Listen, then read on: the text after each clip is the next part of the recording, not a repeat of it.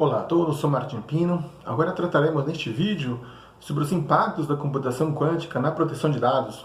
Neste vídeo também trataremos da diferença entre a computação clássica e a computação quântica sobre o qubit, que é a unidade quântica, assim como sobre a criptografia e como tudo isso tem a ver com a proteção de dados, dos nossos dados e dos dados das empresas, governos, dados no poder judiciário com milhões de processos, e até de autoridades públicas, ou seja, parlamentares, presidentes e até rainhas e reis. Mas antes de continuar, convido a vocês a se inscreverem no canal, darem um like, e seus comentários são muito bem-vindos. O que é uma computação quântica? Então, as leis físicas da mecânica quântica permitem um método alternativo de como os computadores de hoje processam as informações. Enquanto os computadores tradicionais usam bits 0 ou 1 como um bloco de construção, os computadores quânticos empregam bits quânticos ou qubits, que podem ser ao mesmo tempo uma combinação de 0 e 1. Em suma, os computadores quânticos têm uma vantagem de velocidade sobre os computadores clássicos para problemas selecionados e podem, portanto, realizar tipos de computação não disponíveis para os computadores clássicos atuais. Na computação quântica, acontecem dois fenômenos interessantes que não acontecem na computação clássica. Em primeiro lugar, nós temos a sobreposição. Essa sobreposição, que é quando 0 e 1 se sobrepõem ou se juntam numa só unidade, que é o qubit, que é a unidade quântica. Na computação clássica binária, não existe isso, pois o bit, que é a unidade binária, só pode ser 0 ou 1. Nunca os dois ao mesmo tempo, como acontece na computação quântica. Em segundo lugar, nós temos o emaranhamento ou entrelaçamento quântico, que é quando todos os qubits utilizados para o processamento de dados trabalham juntos ao mesmo tempo, fazendo que quando são usados mais qubits, o nível de processamento aumenta exponencialmente. Isso não acontece na computação binária ou clássica, usando os bits. Os bits não se juntam para trabalharem juntos ao mesmo tempo, salientando que este emaranhamento ou entrelaçamento quântico é muito comum e natural entre os qubits, ou seja, é como se fossem irmãos gêmeos. Então, o que é um qubit? Também conhecido como qubit ou simplesmente qubit, o bit quântico também assume valores 0 ou 1, mas ao contrário do bit comum, suas informações podem ser sobrepostas umas às outras. O bit é a menor unidade de informação que pode ser armazenada ou transmitida usada na computação e na teoria da informação. Um bit pode assumir somente dois valores, 0 ou 1, é o famoso dígito binário. Enquanto a base binária soma a informação de cada bit, uma sobreposição de qubits resulta na multiplicação de suas possibilidades. Isso faz que um computador quântico processe muitas informações ao mesmo tempo, e esta capacidade de processar informações ao mesmo tempo aumenta quando são usados mais qubits. Enquanto a informação total armazenada pelos bits é igual à soma direta deles, 1 mais 1 mais 1 mais 1, e assim por diante, já na informação armazenada por um conjunto de qubits cresce exponencialmente, 2 vezes 2, 2 vezes 2, 2 vezes 2, e assim por diante. Cada bit adiciona uma única informação ao conjunto. Já um único qubit dobra a capacidade de informações do mesmo. Agora vamos para as unidades da computação em geral, para nós entendermos a potência assustadora do qubit. Começamos por baixo. Então, um bit é igual a 0 ou 1. Um byte é igual a 8 bits. Um kilobyte são 1024 bytes. Um megabyte são 1024 kilobytes. 1 gigabyte são 1024 megabytes. 1 terabyte são 1000 gigabytes ou 1 milhão de megabytes.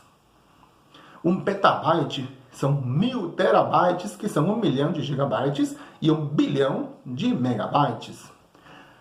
Então, 50 qubits são 16 petabytes.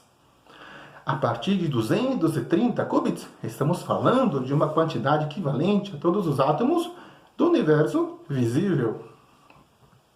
Com um computador quântico, criar códigos criptográficos usados para a segurança de informações bancárias pode deixar de ser um desafio. A nanotecnologia e a pesquisa de novos materiais também devem ser beneficiadas, assim como o setor financeiro. A computação quântica pode ser usada para análise de carteira de investimento e o comportamento de ações de empresas nas bolsas de valores ao longo do tempo. Quais são os problemas de proteção de dados na computação quântica? Existem muitas razões pelas quais a computação quântica pode ter implicações significativas para a proteção de dados em termos de segurança de dados e confidencialidade das comunicações. Um dos motivos é a capacidade de quebrar a criptografia. A computação quântica pode quebrar muitas das criptografias clássicas de hoje e, como tal, prejudicar gravemente a segurança de TI. O risco se estende aos principais protocolos de segurança da internet. Quase todos os sistemas atuais que exigem segurança, privacidade ou confiança seriam afetados.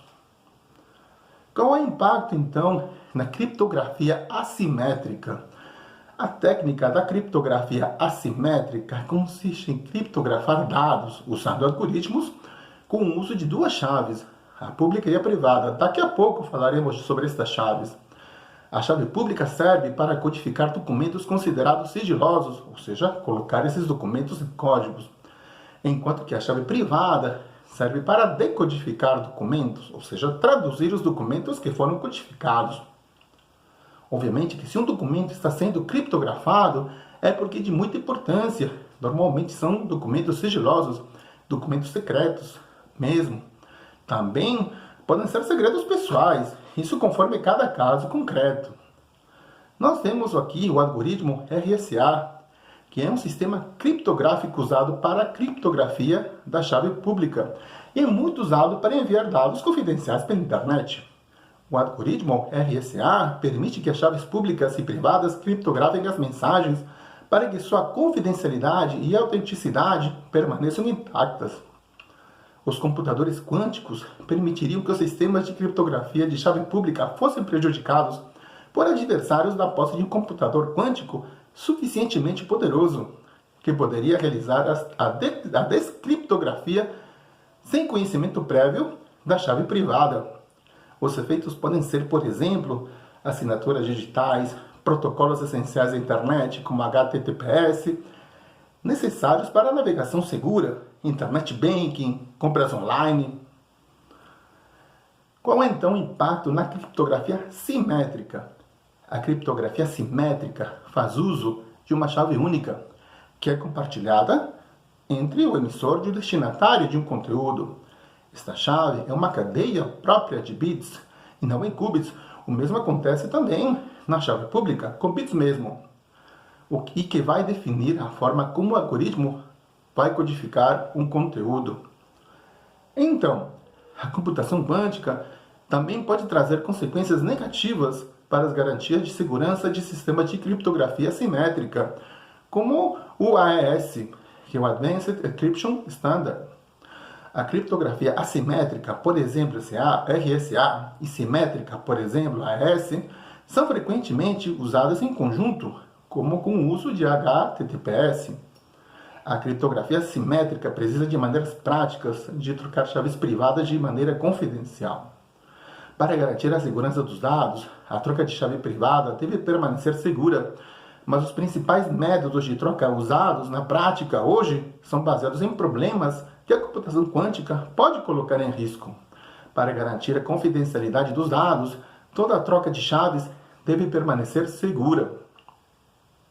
A diferença fundamental entre esses dois métodos de criptografia simétrica e assimétrica se baseia no fato de que os algoritmos de criptação simétrica fazem uso de uma única chave, enquanto a encriptação assimétrica faz uso de duas chaves diferentes, porém relacionadas, salientando que a encriptação é colocando informações em códigos secretos. Então, qual é a diferença entre a chave pública e privada? A chave pública é aquela que pode ser divulgada livremente, e outra chave privada que deve ser mantida em segredo pelo seu dono. As mensagens codificadas com a chave pública só podem ser decodificadas com a chave privada correspondente. Já as mensagens codificadas com chave privada só podem ser decodificadas também com a mesma chave privada. Chave privada é o método de encriptação que utiliza uma mesma chave para encriptar e desencriptar a mensagem.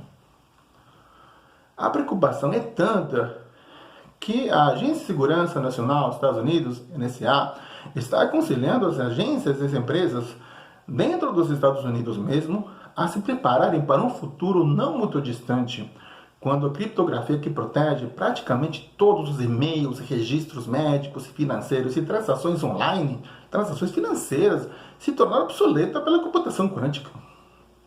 Os computadores quânticos têm recursos que podem arruinar todos os sistemas criptográficos de chave pública atualmente em uso.